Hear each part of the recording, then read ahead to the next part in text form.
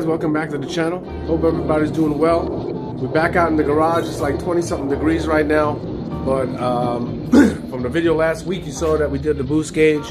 This is just a continuation. This is part 2, so we're going to be doing the wideband. I must tell you that I literally ran out of space through that grommet for my fire to go through the firewall, so I had to cut it. So hopefully it works.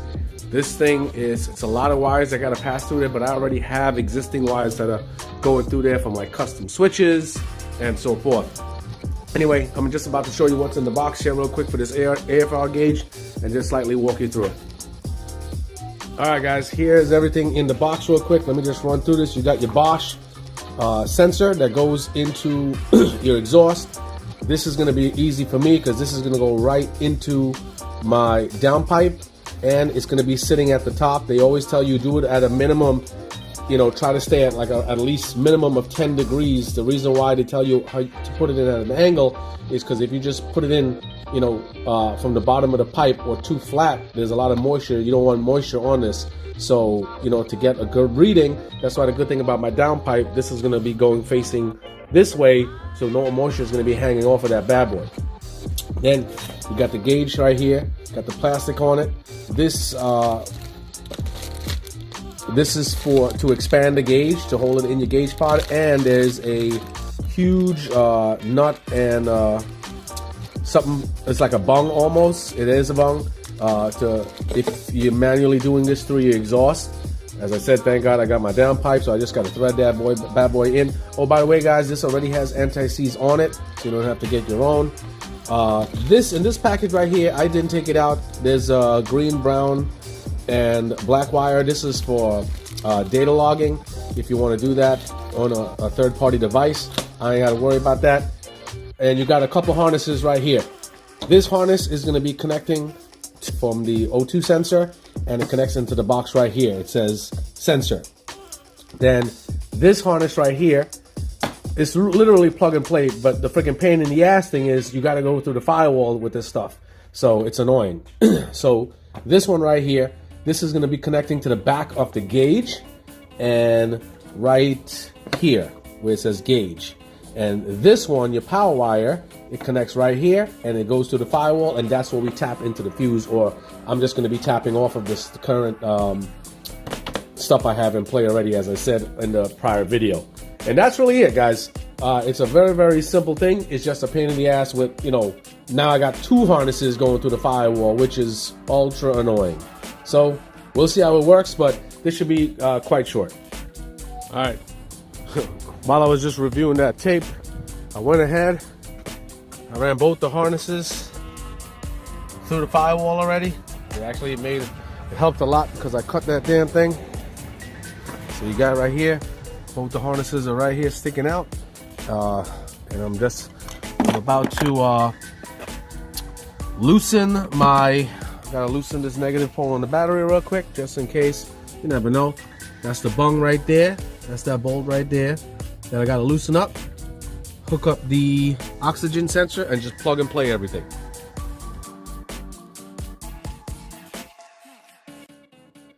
Alright guys, so I'm trying to minimize my workload without taking that hot side of the intercooler piping off. So at first I tried a 3/8 ratchet with a socket, and that wasn't working. Then, as you see, I got a wrench to get some more torque out of it, still wasn't working.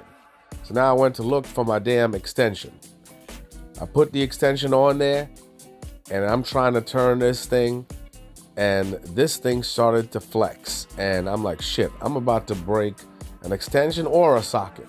So now I had to end up taking the damn intercooler piping off anyway.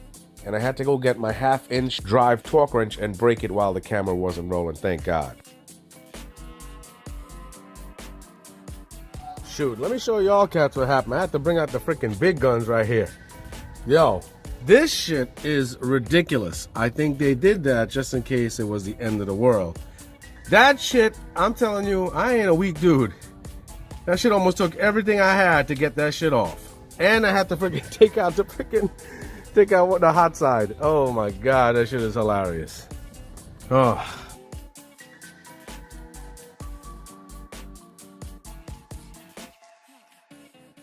Alright guys, once you get the bolt off for the downpipe, put some anti-seize on the threads of the oxygen sensor and start threading it in and tightening it down.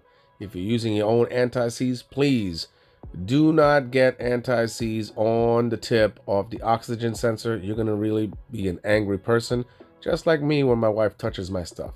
I don't need to use anti-seize because this sensor already comes with it on the threads. Then you route the wire over to the driver's side. Yo, I ain't gonna lie. If I didn't have bad luck, I wouldn't have any luck. Just like when I was doing that damn boost gauge and the fuse fell in where the gas tank lever is. This is the little part that was on the oxygen sensor to prevent the anti-seize from getting anywhere. My hand literally hit it and it just flicked away. I was like, please tell me that shit didn't fall inside of the goddamn hot side. Thank God I had this other vacuum cleaner in the garage. And what do you know? Pulled it out. Yo, that shit is wild. Just a little side joke right there. You all can laugh now. Alright, apart from me destroying everything, well, like, putting shit inside my hot side. Let me see. Alright, everything is connected. We got the O2 sensor in there. I ran the wires up. Ran the wires up here, along here. This is the brain right here. Everything is connected. That's really it. I just got to run the wires inside through the vent again, and then just tap onto the fuses. That's really it. Shit is easy, real easy. Oh, I'm probably gonna have to extend some wire. Maybe, I don't know. All right, here we go.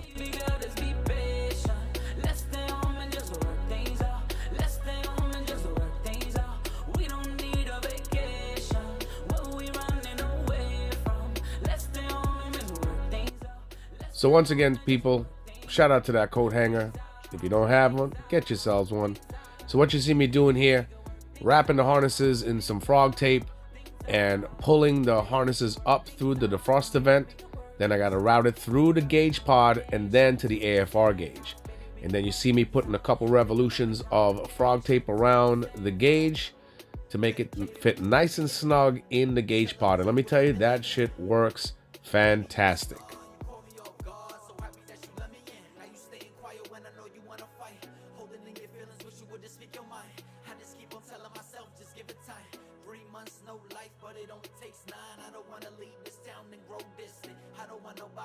So right here, I'm trying to give you the best view that I can, but all I had to do after I routed it up through the defroster vent was route it through the legacy additive modular pod itself and then to the gauge pod. So as you can see, guys, I did extend the wires up the power harness after all, so it's easier to run to the designated fuses.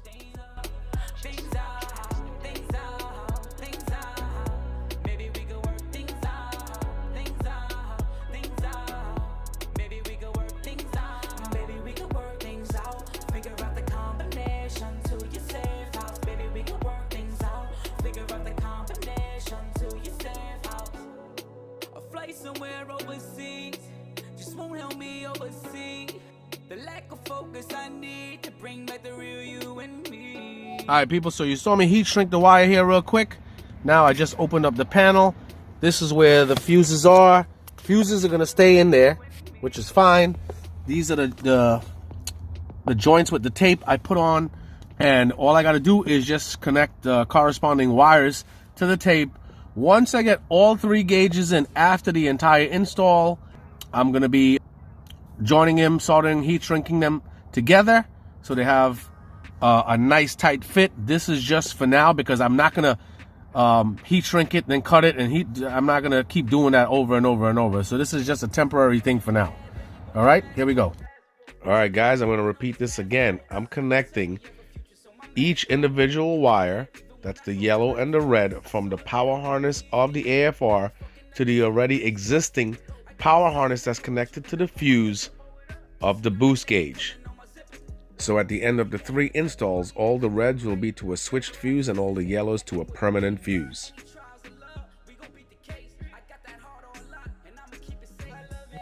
Alright guys, as you saw from the time lapse, just finish it up. This is about to be the first start, and you know, it's cold out here, but hey, we do what we gotta do. Here you go. And I'm using, by the way, I'm using the access port as a measure as well. Oops, see the wideband calibrating right there.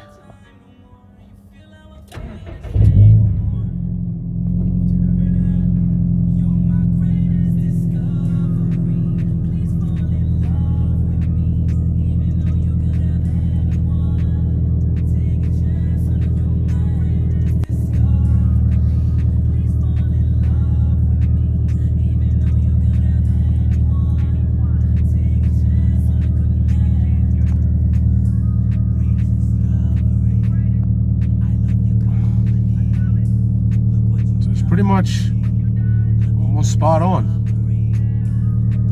Pretty much almost spot on. Nice. Love it, love it, love it, love it.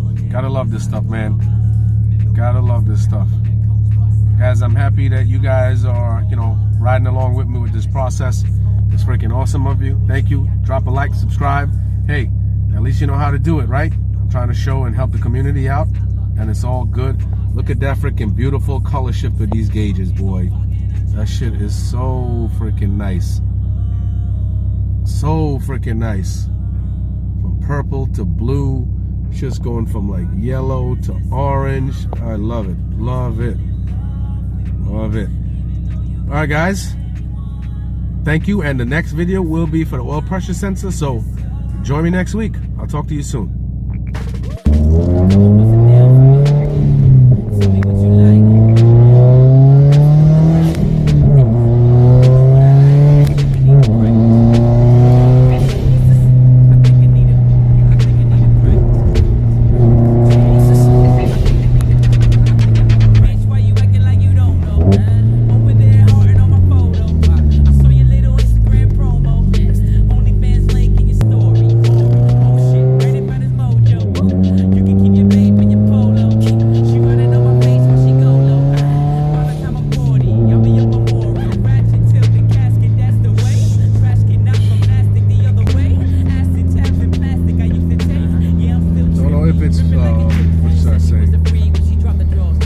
Can't make it out because I'm looking at the road.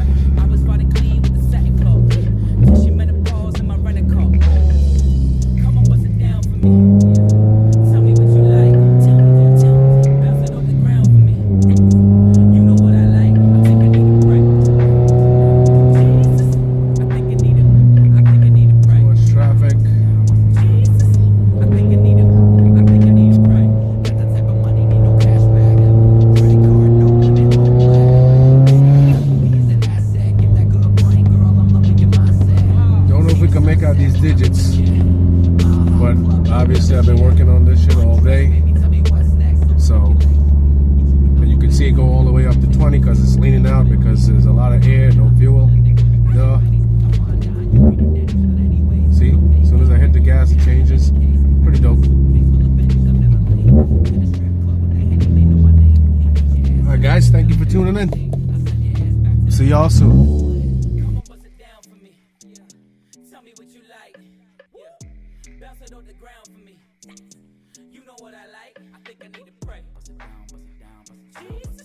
I think I need to